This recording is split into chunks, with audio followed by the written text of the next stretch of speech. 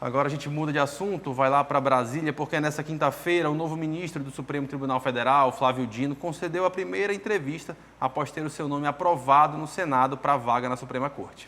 Antes, ele esteve na sede do STF. Dino deve ser empossado em fevereiro. Já Paulo Gonet, que também teve o nome aprovado para a PGR, assume na próxima semana. O novo ministro do Supremo Tribunal Federal separou a tarde desta quinta-feira para conhecer melhor o futuro local de trabalho. Flávio Dino deve ser empossado no dia 22 de fevereiro. Até lá, ele vai continuar no cargo de ministro da Justiça e Segurança Pública. Hoje, na primeira entrevista após a aprovação no Senado, Dino revelou que ainda não sabe quem vai substituí-lo na pasta, mas deve indicar pessoas ao presidente Lula se for consultado. Conheço bem o Ministério da Justiça, porque me dedico intensamente a todas as tarefas públicas que me são confiadas e, naturalmente, considero que é muito importante que o Ministério da Justiça mantenha certas prioridades. E é isso que eu levo em conta. Dino negou que o ministério seja dividido em dois, um como Justiça e outro como Segurança Pública. Também falou que vai pedir ao sucessor que continue a implementação do Sistema Único de Segurança Pública, que cria um mecanismo de compartilhamento de dados entre os órgãos de segurança. A lei foi aprovada em 2018, mas só começou a ser implementada por Dino. Creio que os resultados que estão sendo apresentados de apreensão de armas, de drogas, de operações integradas, como nós chamamos, juntando forças federais, forças estaduais, é um caminho virtuoso. Então eu estarei nesse período de transição pronto a colaborar com quem foi escolhido pelo presidente. O novo membro da corte vai herdar um acervo de 344 ações que estavam sob a relatoria da ministra aposentada Rosa Weber. Entre os processos estão temas como combate à Covid-19, indulto natalino e penas por aborto.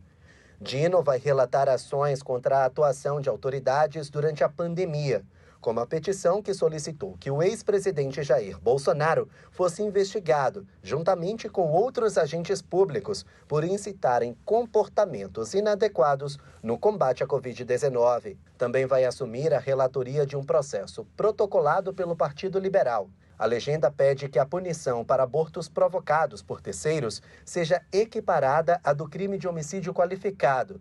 No entanto, Dino não vai votar sobre a ação de interrupção voluntária da gravidez, já que a ministra Rosa Weber, relatora do processo, votou na sessão virtual do julgamento. Flávio Dino teve o segundo pior desempenho entre os ministros do Supremo Tribunal Federal na votação do plenário. À frente dele está o ministro André Mendonça, indicado pelo ex-presidente Jair Bolsonaro. Os dois ministros tiveram 47 votos em plenário, mas Mendonça recebeu 32 votos contrários à indicação, enquanto Dino obteve 31. Os parlamentares também aprovaram a indicação do subprocurador-geral Paulo Gonet. Ele foi confirmado no cargo de Procurador-Geral da República com ampla maioria. Recebeu 23 dos 27 votos na Comissão de Constituição e Justiça. No plenário, conseguiu 65 votos favoráveis. Gonet vai ser empossado na semana que vem. Hoje, durante a sessão plenária do Tribunal Superior Eleitoral, o presidente da Corte, ministro Alexandre de Moraes, elogiou a condução do novo PGR. Seja muito feliz, falo aqui em nome do tribunal, ao professor Paulo Gustavo Gonet Branco, ao amigo Paulo, um botafoguense, que esse ano viu uma vitória escapar pelas mãos, mas a mais importante vitória chegou ontem, de goleada, e com sua vasta experiência jurídica, vasta experiência administrativa, nós todos temos certeza que o Ministério Público da União estará em boas mãos nos próximos 2 anos. Eu tento esquecer do Botafogo, mas nem Xandão deixa, o negócio tá pesado pro meu lado, viu? Mudar desse assunto aqui, bora falar da nossa política amazonense, chegou a hora do sim e não.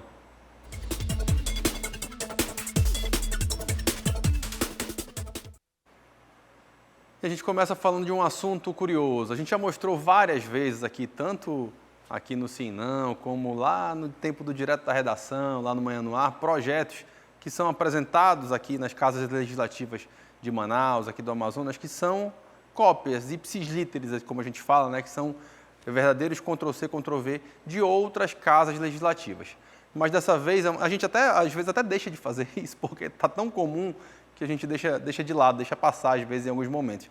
Mas dessa vez é uma situação tão interessante, tão sui generis, que ela merece esse destaque aqui nesse momento, porque é um projeto que foi apresentado, colado e copiado de um outro projeto da mesma casa. A gente está falando da Assembleia Legislativa, né, de um projeto que já havia sido apresentado por Belarmino Lins lá em 2014 e agora ele foi apresentado pelo deputado Mário Cesar Filho, né, entrou lá no sistema do SAPL. Esse projeto ele trata de uma ideia de reserva de vagas em concursos aqui no estado do Amazonas, né? Ele pretende reservar ali 60% das vagas de concursos aqui no Amazonas para pessoas que moram aqui no estado há pelo menos 6 meses. A justificativa ali apresentada no projeto é porque o amazonense tem uma dificuldade maior de participar de concursos em outros estados do país, por conta da questão logística, por conta de toda a dificuldade de deslocamento, de passagens aqui serem mais caras, parte de uma premissa que é ok, né? Uma premissa que é verdade. A gente realmente tem muito mais dificuldade de se deslocar para outros estados, né, do que qualquer pessoa de outro estado do país. Só que esse projeto já foi considerado inconstitucional anteriormente pela CCJ, naquele momento que ele foi analisado lá em 2014. Vou mostrar para você, colocar aqui na tela, pode encher o pessoal aí de casa ver, você não vai conseguir ler tudo rapidamente, sugiro ler aqui em cima a ementa, né, o resumo. Reserva aos que comprovadamente residirem no estado do Amazonas há um mínimo de 180 dias da data de início das inscrições, 60% das vagas oferecidas no concursos públicos para provimento de cargos efetivos e empregos públicos aí no âmbito da administração pública estadual, autarquias, fundações públicas, empresas públicas e das sociedades de economia mista controladas pelo Estado e da outras providências. Aí a gente vai e passa aqui para o outro projeto, que é o original, que foi apresentado lá em 2014, apresentado pelo Belarmino Lins, que naquela época, inclusive, ele era o vice-presidente da casa, né? Então ele já havia apresentado naquele momento um projeto semelhante. Aí está aqui, vamos lá, só está mudando a forma de apresentação, né? Esse desenho, inclusive, é bem mais esquisito do que o atual, mas vamos lá. Reserva aos que comprovadamente residirem no estado do Amazonas há um mínimo de 180 dias da data de início das inscrições, 60% das vagas oferecidas nos concursos públicos para provimento de cargos efetivos e empregos públicos, ou seja, exatamente a mesma coisa. Isso segue ao longo de todo o teor do texto, né? Em todos os artigos é exatamente a mesma coisa, né? Então, a gente tem essa situação e eu vou mostrar por que ele foi rejeitado lá em 2014. Ele sequer foi apreciado em plenário. Ele parou na CCJ, que é a Comissão de Constituição e Justiça. Ela é que analisa se o projeto é constitucional. O mínimo que um projeto precisa para começar a tramitar é ser constitucional, é estar dentro das regras da Constituição. O parecer, naquele momento assinado pelo ex-deputado Serafim Corrêa, agora até secretário de Estado, ele fala do seguinte, e Serafim, inclusive, é bom destacar que também é advogado, né? Então ele ainda tem esse lugar de fala, né, nessa situação aqui. Ele fala aqui que há um princípio da separação de poderes previsto na Constituição, aí ele destaca aqui o artigo 60, né, que não será objeto de deliberação a proposta de emenda a abolir a separação de poderes. Por que ele entende que há uma separação de poderes nesse projeto? Porque ele explica aqui embaixo que a realização do concurso público para provimento de cargo, por exemplo, no Poder Executivo e no Poder Judiciário, fica a critério dos respectivos poderes, atendendo o princípio de separação disposto no texto constitucional.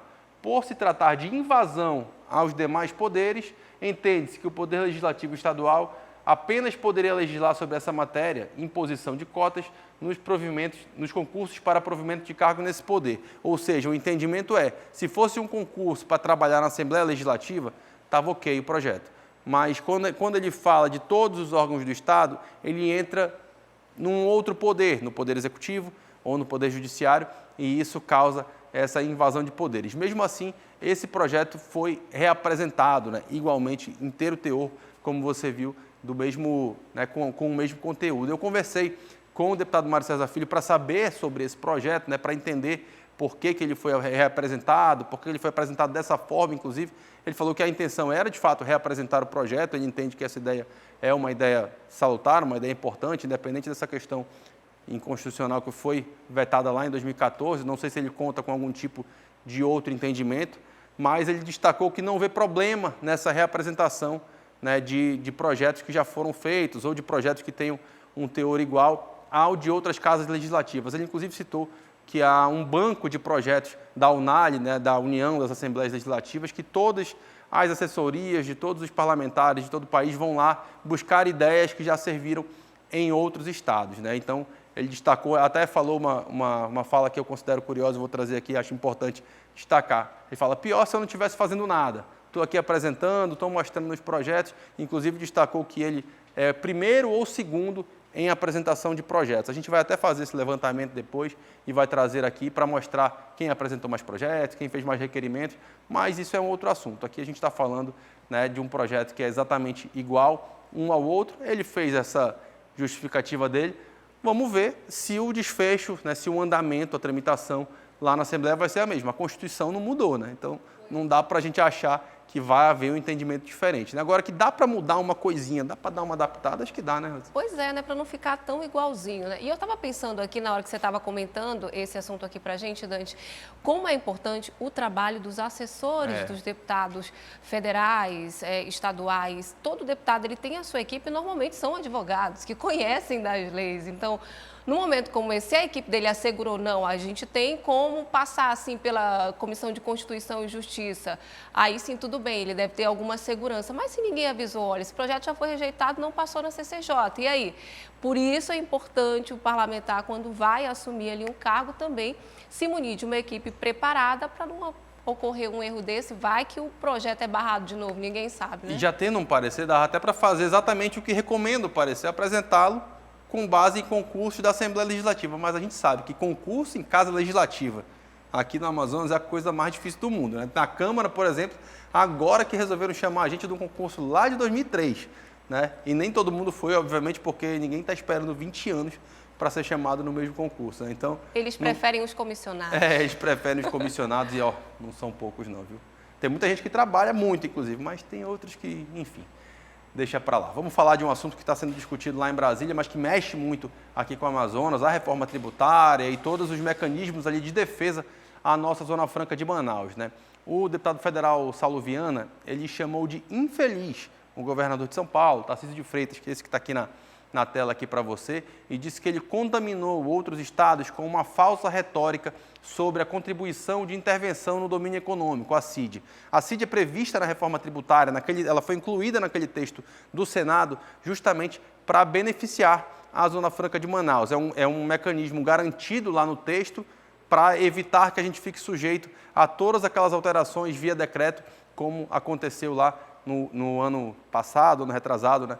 Em que a gente viu a Zona Franca por muitas vezes ameaçada, né? Saulo falou hoje com a repórter Giovana Marinho, lá do jornal A Crítica, e ele falou que Tarcísio tem colocado ali para esses grupos de parlamentares que a CID seria uma regalia aqui para o Amazonas, mas que, na verdade, né, no entendimento aqui da nossa bancada e de outras bancadas, inclusive do Nordeste, aqui também da região Norte, estados que fazem parte da SUFRAMA, ela substitui o IPI. A diferença é que o IPI, justamente, ele pode ser mudado por decreto a qualquer hora, como vinha acontecendo lá no governo Bolsonaro nos últimos 2 anos. Esse impasse sobre esse modelo econômico tem atrasado a aprovação da reforma tributária. A gente está chegando aí praticamente no final do ano e até agora ainda não houve uma definição sobre isso. Um eventual retorno, dessa matéria ao Senado não é visto como ideal, porque a ideia é que a Câmara já aprove o texto da maneira como ele veio, e aí seja de fato concluída